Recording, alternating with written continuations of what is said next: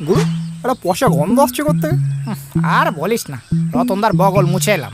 হ্যাঁ সে কি গুরু, তুমি তো জড়িয়ে থাকতে চাওয়া বৌদির চুলে, পার্ট টাইম মারছো নাকি রতনদার বগলে? না রে, বৌদি এখন চুল মুছে টাওয়ালে। টাওয়ালে মানে ওই তোয়ালে সুতো করা ভাই? হ্যাঁ হ্যাঁ, ওই মালটাই। সেদিন কোথা থেকে এসে জুটলো, দিয়ে বৌদিকে বললো, বৌদি আপনাকে কিন্তু পুরো হিরোইনদের মতো দেখতে, কিন্তু হিরোইনদের তো কখনো গামছা পরতে দেখিনি। ব্যাস। যা বৌদি বলে জল মুছে দিল।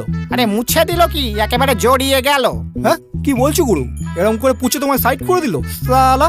গুরু তুমি দুঃখ করো না, শুধু একবার অর্ডার করো, ও মালকে এক্ষুনি নিংড়ে দিয়ে আসছি। না দরকার নেই, আমি তাঁতির ছেলে, অত জাতি দেখে গা মুছি না। আর বৎস, দুঃখেরই বা কি কারণ, মোছামুছিতেই তো দুঃখ মোচন, আর কাপড়ের কর্মই তো আচ্ছাদন আর ঝাড়ন পছন। ওহ জিও গুরু জিও, জয় গুরু গামছাদা, মুছে দাও সবার পাছা। তোমার শিষ্য হয়ে আমার রুমাল জীবন সত্যি মালামাল গুরু। ঠিক আছে ঠিক আছে, শিষ্য বলতে মনে পড়লো, তোয়ালেটাকেও মনে হচ্ছে শিষ্য করতে হবে বুঝলি। ওর একটু গামছা জ্ঞানের দরকার আছে, কিন্তু ওকে তো কদিন ধরে দেখতেই পাচ্ছি না। আরে ওই তো তুলোর ছেলে, এ তোয়ালে, এ তুলোর ছেলে, শোন শোন গুরু রাখছে। হ্যাঁ কি হয়েছে তাড়াতাড়ি বলো। আরে দাঁড়া, অত তাড়া কিসে? তারা আছে, কিছু মোছার ভ্যাকেন্সি আছে, ইন্টারভিউ দিতে যাচ্ছি, কুইক বলো।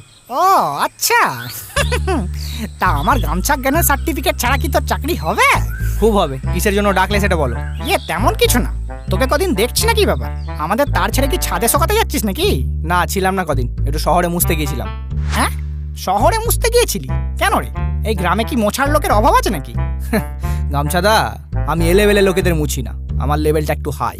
যা বাবা, মোছার জন্য তো লেভেল দেখে কি করবি?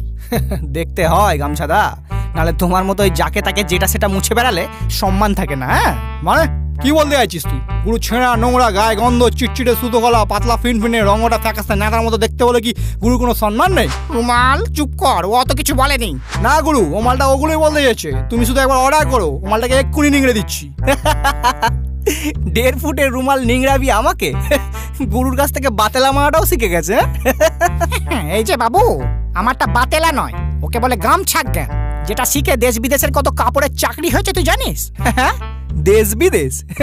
এই বাংলার আশেপাশের কয়েকটা জায়গা ছাড়া তোমাকে চেনেটাকে? ওরে তোর গায়ে অত সুতোর পাক নেই যত বাংলার বাঁকে বাঁকে লোক পাবি। একটু মার্কেট ঘুরে দেখ, রিক্সাওয়ালা থেকে কেরানি, চাষি ভাই টু দোকানি, আর মা মাসি মামনি সকলে আমাদেরই ব্যবহার করে। হ্যাঁ, চার গামছা ছাড়া এদেশের লোকেদের দিন চলে না। হ্যাঁ রাইট। আর আমাদের সারা পৃথিবী চেনে, ভালো ভালো জায়গায় নামি দামি লোকেরা আমাদের দিয়ে মোছে। হ্যাঁ কে বলেছে তোকে নামি দামি লোকেরা গামছা দিয়ে মোছে না? এই গ্রামের প্রধান তো সারাদিন গামছা পরেই থাকে, গামছা পরেই খেতে বসে, গামছা পরেই থাকে, তো তার কি কোনো সম্মান নেই? কোথায় ফেরারি আর কোথায় ছ্যাকড়া গাড়ি। এই জন্য বলছি নেতাদা, সরি গামছাদা, একটু লেভেল দেখে মুছতে শেখাও। বৎস, আমি লেভেল না, আমি ফ্লেক্সিবল হতে শেখাই। আমাদের দেশ বহুমুখী প্রতিভার দেশ, এখানে হিরোরা মেয়ে পটানো থেকে গুন্ডা পেটানো সব কাজই এক হাতেই করতে পারে। তেমনি আমাদের ওর নেতা থেকে কাঁথা, আবার কাঁথা থেকে ছাতা সবই হতে হয়। হ্যাঁ গুরুর হেভি ট্যালেন্ট। হ্যাঁ ওই জন্যই তো গুরুকে নিয়ে বিশ্বকবি রবীন্দ্রনাথ ঠাকুর তার ছোট নদী কবিতায় লিখেছে, তীরে তীরে ছেলে মেয়ে নাইবার কালে, গামছায় জল ভরে গায়ে তরা ঢালে। ও সাবাস, থ্যাংক ইউ। দেখেছিস আমার গামছা জ্ঞানের ফলে ওর কেমন আমূল পরিবর্তন হয়েছে? হ্যাঁ রুমাল থেকে পুরো বাচাল হয়ে গেছে। আগে শুধু লোকের মুখ মুছতো, আর এখন লোকের ঘাড়ে কাঁধে মাথায় হাতে কোথায় না কোথায় উঠে যায়। এমনকি আমাদের পাশের বাড়ির পর্দা চাদরটাও তোমার কাছ থেকে কোর্স করার পর থেকে এখন লোকের হাত মোছায়। আরে শুধু চাদর পর্দা কেন, ধুতি গেঞ্জি লুঙ্গি জামা কাপড় ওড়না, মানে প্রায় সব ধরনের কাপড়কেই আমি গামছা জ্ঞান শেখাই। আর এখন তো কোর্সে 50% ডিসকাউন্টও চলছে, চাইলে তুইও শিখতে পারিস, তোকে আমি আরো 25% ডিসকাউন্ট দেবো। না কোনো দরকার নেই, মোছার কাজটা তোমার থেকে আমি অনেক ভালো পারি। আর আমি হলাম হাম্মাম বংশের তোয়ালে। হ্যাঁ হাম্মাম বোঝো তো, সেলিব্রিটিরা ইউজ করে, তো সেই বংশের তোয়ালে হয়ে তোমার মতো একটা পাতলা সুতির কাপড়ের কাছ থেকে আমাকে মোছা শিখতে হবে নাকি? হ্যাঁ মোছা না শিখিস অন্তত শুকনোটা শিখে যা।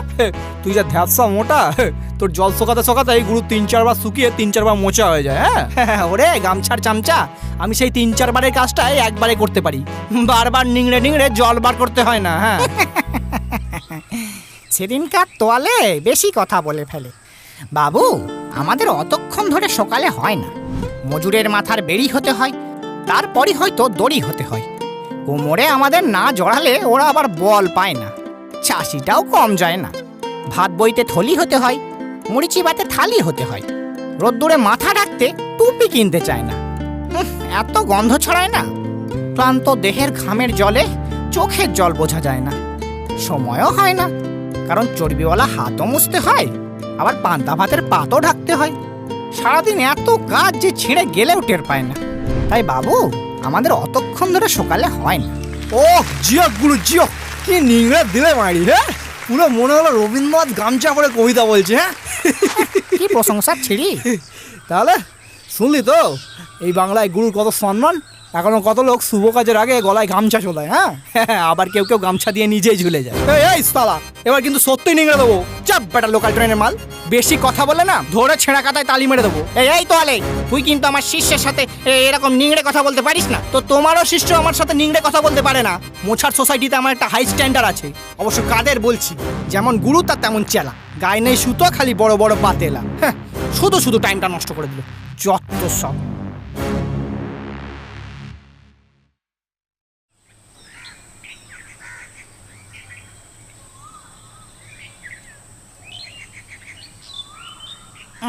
এই রুমাল, আরে সামনে থেকে শর্ট শুকোচ্ছি, ছাওয়া পড়ছে। গামছাদা, রুমাল না আমি। আরে কি ব্যাপার, তোয়ালে চাকরি হয়ে গেছে নাকি? না গামছাদা, ওরা বললো গামছা ছাড়া আরও অন্য কাজও জানতে হবে, আর প্রায় সব জায়গাতেই তোমার গামছা জ্ঞানের সার্টিফিকেট চাইছে। আমি তো বলেইছিলাম চাইবি, তা তুই এখন কি চাইছিস? গামছা জ্ঞান শিখতে চাইছি, শেখাবে? নিশ্চয় নিশ্চয় শেখাবো, শুধু ফিসটা এবার ডবল হবে।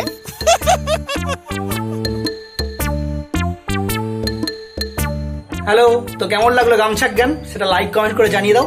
আর চ্যানেলে যদি নতুন হয়ে থাকো তাহলে চ্যানেলে অন্য ভিডিওগুলো দেখো, যদি ভালো লাগে তাহলে সাবস্ক্রাইব করো।